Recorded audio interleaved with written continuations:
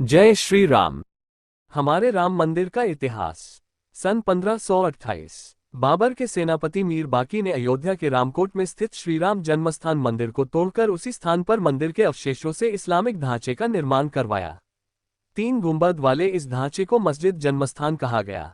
सन 1530 से सन 1556 राम जन्मस्थान मंदिर टूटने से हिंदू आहत थे। उन्होंने सतत संघर्ष किया। इस दौरान 10 युद्ध हुए। स्वामी महेशानंद साधु सेना लेकर लड़े और रानी जयराज कुमारी स्त्री सेना। दोनों बलिदान हो गए। सन 1556 से सन 1605 यह अकबर का काल था। इस दौरान 20 युद्ध हुए। स्वामी बलराम आचार्य वीरगति को प्राप्त हुए। बाद में अकबर ने बीरबल और टोडरमल की राय से इस्लामिक ढांचे के सामने एक छोटे से चबूतरे पर हिंदुओं को पूजा अर्चना की अनुमति दे दी। सन 1528 से सन 1731 हिंदू राम जन्मभूमि पर कब्जा चाहते थे, जिस पर इस्लामिक ढांचा बना दिया गया था। इस कालखंड में 64 लड़ाइयां लड़ी गई। सन 1650 से सन 1707 ये औरंगजेब का समय था। इस काल में गुरु गोविंद सिंह, बाबा वैष्णव दास, कुंवर गोपाल सिंह, ठाकुर जगदम्बा सिंह आदि। सन 1822 फैजाबाद अदालत के मुलाजिम हफीजुल्लाह ने सरकार को एक रिपोर्ट भेजी, जिसमें कहा कि राम के जन्मस्थान पर बाबर ने मस्जिद बनवाई थी। सन 1852 निर्मोही अखाड़े के संतों ने दावा किया कि बाबर ने मंदिर तोड़कर इस्लामिक ढांचा बनाया। सन 1855 जन्मस्थान के पास हनुमानगढ़ी पर बैरागियों और मुसलमानों के बीच लड़ाई हुई। वाजिद अली शाह ने 5 दस्तावेजों समेत ब्रिटिश रेजिडेंट मेजर आर्टम को पर्चा भेजा, जिसमें लिखा कि इस ढांचे को लेकर हिंदुओं और मुसलमानों में तनाव रहता है। सन 1858 अंग्रेजी सरकार ने इस स्थान की घेराबंदी करवाते हुए ढांचे के अंदर का हिस्सा मुसलमानों को नमाज के लिए तथा बाहर का हिस्सा हिंदुओं को पूजा अर्चना के लिए दे दिया। सन 1860 डिप्टी कमिश्नर फैजाबाद की अदालत में ढांचे के खादिम मीर रज्जब अली ने एक एप्लीकेशन लगाई कि परिसर में एक निहंग सिख ने निशान साहिब गाड़कर एक चबूतरा बना दिया है, वह हटाया जाए।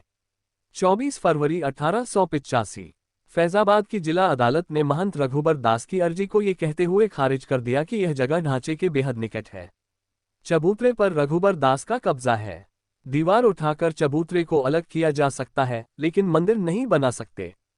17 मार्च 1886 जिला जज फैजाबाद कर्नल कैमियर ने माना कि ढांचा हिंदुओं के पवित्र स्थान पर बना है। साथ ही कहा कि अब देर हो चुकी है। 356 वर्ष पुरानी गलती को सुधारना उचित नहीं। सभी पक्ष यथास्थिति बनाए रखें।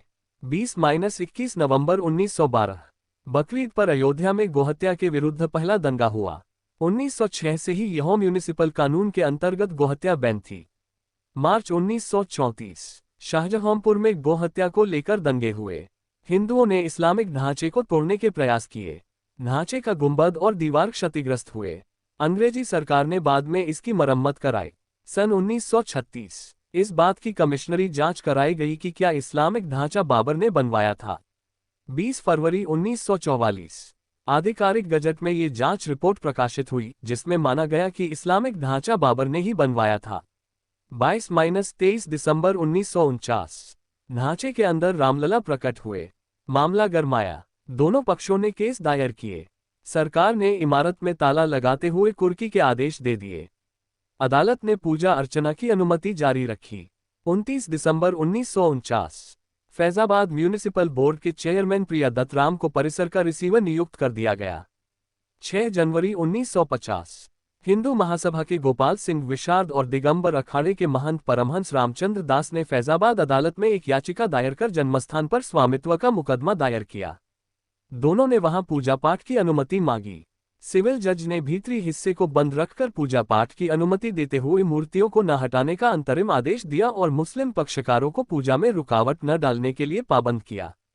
अप्रैल 1955 इलाहाबाद हाईकोर्ट ने 3 मार्च 1951 को सिविल जज के इस अंतरिम आदेश पर मुहर लगाई कि यहां पूजा अर्चना जारी रहेगी।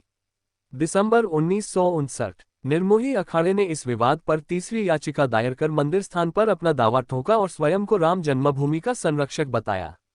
18 दिसंबर 1961 सुन्नी सेंट्रल वक्फ बोर्ड ने ढांचे में मूर्ति के विरोध में याचिका दायर की और दावा किया कि ढांचे और उसके आसपास की जमीन एक कब्रिस्तान है, जिस पर उसका दावा है। यह इस मामले में चौथा वाद था। अगस्त 1964 जन्माष्टमी के अवसर पर मुंबई में विश्व हिंदू परिषद की स्थापना हुई। इस स्थापना सम्मेलन में संघ के सरसंघचालक माधव सदाशिव गोलवलकर, गुजराती साहित्यकार कन्हैयालाल मानिकलाल मुंशी, संत तुकोजी महाराज और अकाली दल के मास्टर तारा सिंह उपस्थित थे। 8 अप्रैल 1984 दिल्ली के विज्ञान भवन में संतों का एक सम्मेलन हुआ। इसे धर्म संसद नाम दिया गया। धर्म संसद में अयोध्या में राम जन्मभूमि मुक्ति का मुद्दा उठा। जून 1984 दिल्ली में जन्मभूमि स्थल पर मंदिर निर्माण के लिए हिंदू समूह ने राम जन्मभूमि मुक्ति यज्ञ समिति बनाई। इसके अध्यक्ष महंत वैद्यनाथ और परमहंस रामचंद्र दास तथा महामंत्री नृत्य गोपाल राम इसके उपाध्यक्ष बने। देश भर में राम जन्मभूमि मुक्ति के लिए रथ यात्राएं निकाली गई।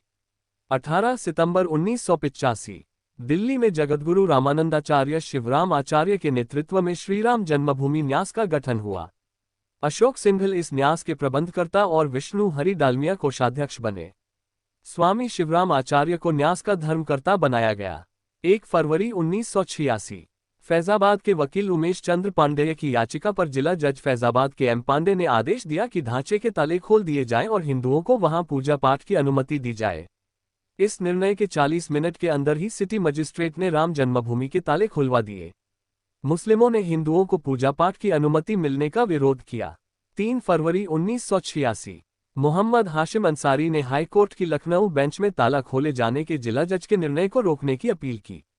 सैयद शहाबुद्दीन ने ताला खोले जाने के विरुद्ध 14 फरवरी को देश भर में शोक दिवस मनाने की अपील की। 6 फरवरी 1986 ताला खोले जाने के विरोध में लखनऊ में मुसलमानों की एक सभा हुई, जिसमें बाबरी मस्जिद एक्शन कमेटी के गठन की घोषणा हुई। मौलाना मुजफ्फर हुसैन को कमेटी का अध्यक्ष तथा मोहम्मद आजम खान और जफरयाब जिलानी को संयोजक बनाया गया। मई 1988 बाबरी मस्जिद एक्शन कमेटी ने 12 अगस्त को अयोध्या मार्च की घोषणा कर राम जन्मभूमि मंदिर में नमाज पढ़ने की घोषणा की। 1 फरवरी 1989 विश्व हिंदू परिषद द्वारा प्रयाग में बुलाई गई धर्म संसद ने 10 नवंबर को प्रस्तावित मंदिर के शिलान्यास की घोषणा की। इस धर्म संसद में देवराहा बाबा भी पधारे थे। इस अवसर पर अयोध्या के प्रस्तावित मंदिर का लकड़ी का मॉडल भी जारी किया गया। मई 1989 विश्व हिंदू परिषद ने आंदोलन को घर घर तक पहुंचाने के लिए राम शिलापूजन कार्यक्रम की घोषणा की। 1 जुलाई 1989 हाईकोर्ट में एक याचिका दायर हुई जिसमें कहा कि राम मंदिर को तोड़कर उसके स्थान पर बनाए गए इस्लामिक ढांचे को वहां से हटाकर कहीं और ले जाया जाए। सरकार ने फैजाबाद जिला अदालत में लंबे चले 4 मुकदमों के साथ मूल मुकदमे को हाईकोर्ट की विशेष बेंच को स्थानांतरित कर दिया। हाईकोर्ट में सबकी एक साथ सुनवाई शुरू हुई। अगस्त 1989 बद्रीनाथ मंदिर में शंकराचार्य स्वामी शांतानंद ने पहली शिला पूजित कर शिला पूजन कार्यक्रम की शुरुआत की। देश भर में 2,97,633 स्थानों पर शिला पूजन कार्यक्रम चला। अक्टूबर 1989 राम मंदिर निर्माण के लिए अयोध्या में पूरे देश से लगभग 3 लाख राम शिलाएं पहुंचाई गई। इन रामशिलाओं का पूजन देश के हर गांव में हुआ था। 6 नवंबर 1989 प्रधानमंत्री राजीव गांधी, गृहमंत्री बूटा सिंह व उत्तर प्रदेश के मुख्यमंत्री नारायण दत्त तिवारी ने देवरहा बाबा से मिलकर शिलान्यास की जगह बदलने का निवेदन किया, जिसे उन्होंने ठुकरा दिया। 9 नवंबर 1989 प्रस्तावित मंदिर के सिंहद्वार पर शिलान्यास हुआ। कामेश्वर चौपाल ने शिलान्यास की पहली ईंट रखी। जनवरी 1990 विश्व हिंदू परिषद ने प्रयाग में आयोजित संत सम्मेलन में राम जन्मभूमि स्थल पर फिर से कार सेवा की घोषणा की। जून 1990 हरिद्वार में विश्व हिंदू परिषद की बैठक में निर्णय हुआ कि 30 अक्टूबर से अयोध्या में मंदिर का निर्माण कार्य शुरू किया जाएगा। भारतीय जनता पार्टी के अध्यक्ष लालकृष्ण आडवाणी ने सोमनाथ से अयोध्या तक रथयात्रा की घोषणा की। सितंबर को सोमनाथ से चली यह रथयात्रा 30 अक्टूबर को फैजाबाद पहुंचनी थी। 17 अक्टूबर 1990 भारतीय जनता पार्टी ने केंद्र सरकार को चेतावनी दी कि अगर आडवाणी की रथ यात्रा रोकी गई तो वो केंद्र सरकार से समर्थन वापस ले लेगी। 9 अक्टूबर 1990 विवादित जमीन के अधिग्रहण के लिए केंद्र सरकार ने 3 सूत्रीय अध्यादेश जारी किया। अक्टूबर 1990 भारी विरोध को देखते हुए सरकार ने बीजेपी को भरोसे में लिए बिना उक्त अध्यादेश को तीसरे दिन ही वापस ले लिया। उधर केंद्र सरकार के कहने पर बिहार की लालू सरकार ने लालकृष्ण आडवाणी की रथ यात्रा रोकी और उन्हें गिरफ्तार कर लिया। भारतीय जनता पार्टी ने केंद्र सरकार से समर्थन वापस ले लिया। वीपी सिंह की सरकार अल्पमत में आ गई। नवंबर 1990 विश्व हिंदू परिषद के कारसेवक अनेक पाबंदियों के बावजूद लाखों की संख्या में अयोध्या पहुंच गए। उन्होंने मंदिर तोड़कर बनाए गए इस्लामिक ढांचे पर तोड़फोड़ की और भगवा झंडा फहरा दिया। मुलायम सिंह सरकार ने गोलियां चलवा दी। 40 से अधिक कारसेवक शहीद गए। 7 नवंबर 1990 वीपी सिंह सरकार गिर गई। कांग्रेस के सहयोग से चंद्रशेखर देश के नए प्रधानमंत्री बने। मई 1991 देश में आम चुनाव हुए। उत्तर प्रदेश में बीजेपी की सरकार बनी। केंद्र में पीवी नरसिम्हा राव के नेतृत्व में कांग्रेस सरकार ने कार्यभार संभाला। भाजपा को उत्तर प्रदेश की सत्ता मिलने से अयोध्या आंदोलन में तेजी आई। अक्टूबर 1991 उत्तर प्रदेश की कल्याण सिंह सरकार ने अयोध्या में मंदिर तोड़कर बनाए गए ढांचे के आसपास की 2.77 एकड़ जमीन का अधिग्रहण किया। फरवरी 1992 उत्तर प्रदेश सरकार ने अयोध्या में तोड़ दिए गए राम मंदिर परिसर के चारों ओर राम दीवार का निर्माण शुरू किया। मार्च 1992 विवादित स्थल के पास 1988-89 में अधिग्रहण की गई 42.09 एकड़ जमीन श्री राम जन्मभूमि न्यास को रामकथा पाठ के लिए सौंप दी गई। अधिग्रहण की गई उस जमीन पर बने सभी मंदिर, आश्रम और भवनों को तोड़कर वहां जमीनों के समतलीकरण का काम शुरू हुआ। मुस्लिम पक्ष ने इस पर हाईकोर्ट से रोक लगाने की मांग की, जिसे मानने से कोर्ट ने मना कर दिया। 9 जुलाई 1992 विश्व हिंदू परिषद ने कारसेवा फिर शुरू की।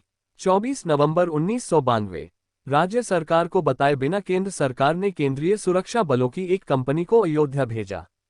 मुख्यमंत्री कल्याण सिंह ने ऐतराज जताया। केंद्र और राज्य में इस पर तनाव बढ़ा। नवंबर 1992 उत्तर प्रदेश सरकार ने सुप्रीम कोर्ट में ढांचे की सुरक्षा की जिम्मेदारी लेते हुए एक हलफनामा दाखिल किया कि अयोध्या में कोई स्थायी निर्माण नहीं होगा। सुप्रीम कोर्ट ने अपना एक पर्यवेक्षक नियुक्त किया, जिसका काम ये देखना था कि 6 दिसंबर को प्रस्तावित कारसेवा के नाम पर वहां कोई स्थायी निर्माण न हो। मुरादाबाद के जिला जज तेज शंकर अयोध्या में सुप्रीम कोर्ट के पर्यवेक्षक बने। 3 दिसंबर 1992 अयोध्या में 25,000 अर्धसैनिक बल तैनात किए गए। 6 दिसंबर 1992 विश्व हिंदू परिषद, भारतीय जनता पार्टी और शिवसेना के कार्यकर्ताओं में गुस्सा फूटा। नेतृत्व के आदेशों की अनदेखी करते हुए वहां उपस्थित लाखों कारसेवकों ने इस्लामिक ढांचे को गिरा दिया। देश भर में दंगे फैले। केंद्र सरकार ने उत्तर प्रदेश की कल्याण सिंह सरकार को बर्खास्त कर दिया। मुख्यमंत्री कल्याण सिंह बर्खास्तगी से पहले ही अपना इस्तीफा सौंप चुके थे। शाम तक पूर्व मंदिर स्थल पर अस्थायी मंदिर बना मूर्तियां फिर से स्थापित कर दी गई।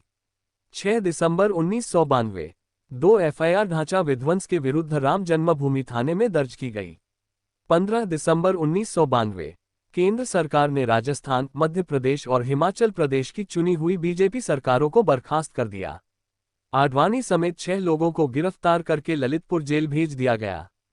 दिसंबर 1992 ढांचे को ढहाने और उसके बाद फैले दंगे की जांच के लिए लिब्राहन आयोग का गठन हुआ। 30 जून 2009 को आयोग ने अपनी रिपोर्ट सरकार को सौंपी। 7 जनवरी 1993 अयोध्या में राम जन्मभूमि परिसर की 67.7 एकड़ जमीन का केंद्र सरकार ने एक अध्यादेश के माध्यम से अधिग्रहण किया। इसमें एक अस्थायी मंदिर भी था। इसी दिन राष्ट्रपति ने संविधान के अनुच्छेद 143A के अंतर्गत सुप्रीम कोर्ट को प्रेसिडेंशियल रेफरेंस भी किया। कोर्ट बताए कि क्या विवादित ढांचे के नीचे कभी कोई मंदिर था और वहां मंदिर तोड़कर मस्जिद बनाई गई थी। सुप्रीम कोर्ट ने लंबी सुनवाई के बाद इस रेफरेंस को ये कहते हुए लौटा दिया कि वह इस पर राय नहीं दे सकता। मार्च 1993 ढांचे को गिराने की प्रतिक्रिया में मुंबई में बम धमाके हुए। इस विस्फोट और उसके बाद हुए दंगों में हजारों लोग मारे गए। फरवरी 2002 विश्व हिंदू परिषद ने मंदिर निर्माण फिर से शुरू करने के लिए 15 मार्च की अंतिम तारीख तय की। देश भर से कारसेवक अयोध्या में इकट्ठा होने लगे। कारसेवकों को वापस ले जा रही साबरमती एक्सप्रेस के डिब्बे S6 पर गुजरात के गोधरा में हमला किया गया। उस हमले में कारसेवक जिंदा जला दिए गए। इस घटना के बाद पूरे गुजरात में दंगे फैल गए, जिनमें 1000 से अधिक लोगों की मौत हुई। अप्रैल 2002 इलाहाबाद हाईकोर्ट में 3 जजों की विशेष बेंच में इस बात की सुनवाई शुरू हुई कि विवादित स्थल पर किसका अधिकार है। 5 मार्च 2003 इलाहाबाद हाईकोर्ट की विशेष बेंच ने एसी को इस बात की जांच करने को कहा कि क्या वहां पहले कोई मंदिर था। हाईकोर्ट ने एसी से कहा कि वह खुदाई कर इस बात का पता लगाए। एसी को मस्जिद के नीचे 11वीं सदी के एक मंदिर होने के साक्ष्य मिले। 30 सितंबर 2010 इलाहाबाद हाईकोर्ट ने अयोध्या विवाद को लेकर दायर की गई 4 याचिकाओं पर निर्णय सुनाया। इस निर्णय में हाईकोर्ट ने कहा कि विवादित स्थल को 3 हिस्सों में बांट दिया जाए। 1/3 हिस्सा रामलला को दिया जाए, जिसका प्रतिनिधित्व हिंदू महासभा के पास है। 1/3 हिस्सा सुन्नी वक्फ बोर्ड को दिया जाए और तीसरा हिस्सा निर्मोही अखाड़े को दिया जाए। दिसंबर में अखिल भारतीय हिंदू महासभा और सुन्नी वक्फ बोर्ड इस निर्णय के विरुद्ध सुप्रीम कोर्ट गए। मई 2011 सुप्रीम कोर्ट ने जमीन के बंटवारे पर रोक लगा दी और कहा कि इस स्थिति को पहले की तरह ही बने रहने दिया जाए। मई 2014 लोकसभा के आम चुनावों में नरेंद्र मोदी की अगुवाई में भाजपा ने ऐतिहासिक जीत दर्ज की और केंद्र की सत्ता में आई। जून 2015 विश्व हिंदू परिषद ने राम मंदिर के निर्माण के लिए शिलाओं को फिर इकट्ठा करने का आह्वान किया। 6 महीने बाद दिसंबर में 2 ट्रक शिलाएं पहुंच भी गईं। उत्तर प्रदेश की अखिलेश यादव सरकार ने कहा कि वो अयोध्या में शिलाओं को लाने की अनुमति नहीं देंगे। 8 फरवरी 2018 सुप्रीम कोर्ट ने सभी पक्षों को 2 सप्ताह में अपने अपने दस्तावेज तैयार करने का आदेश दिया। साथ ही यह भी कहा कि इस मामले में अब कोई नया पक्षकार नहीं जुड़ेगा। 14 मार्च 2018 सुप्रीम कोर्ट ने इस मामले को अनावश्यक दखल से बचाने के लिए मुख्य पक्षकारों के अलावा बाकी सारे पक्षों की ओर से दायर सभी 32 हस्तक्षेप अर्जियों को खारिज कर दिया।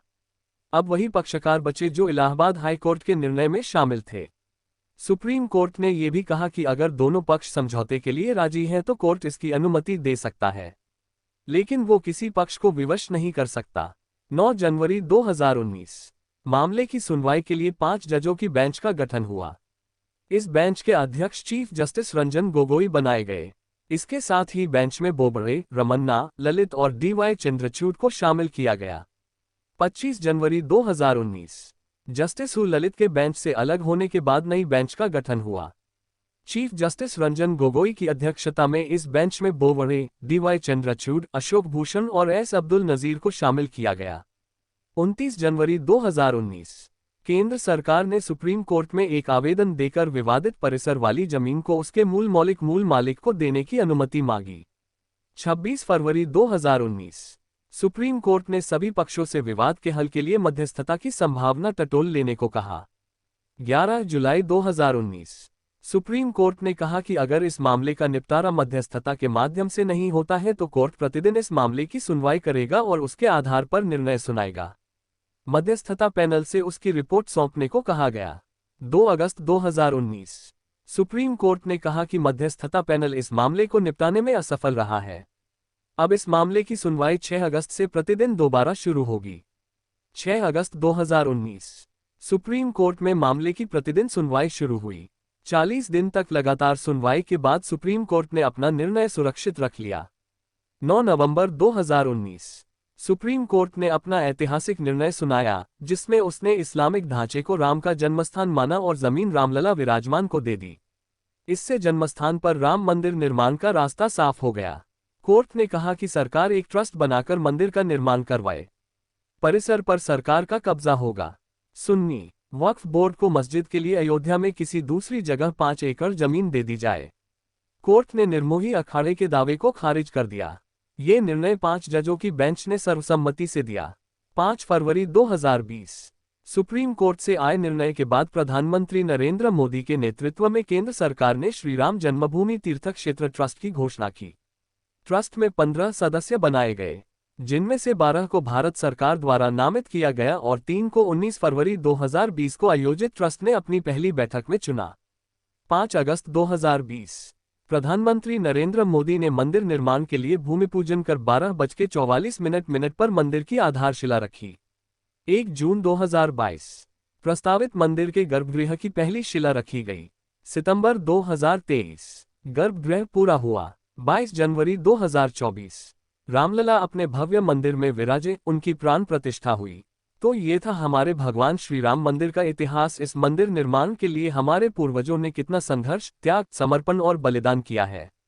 अंडस्को आज हम कितने सौभाग्यशाली हैं कि हमें आज इस श्री राम मंदिर के निर्माण को देखने का सौभाग्य प्राप्त हुआ है। जय जय श्री राम। जय श्री राम। हर हर महादेव।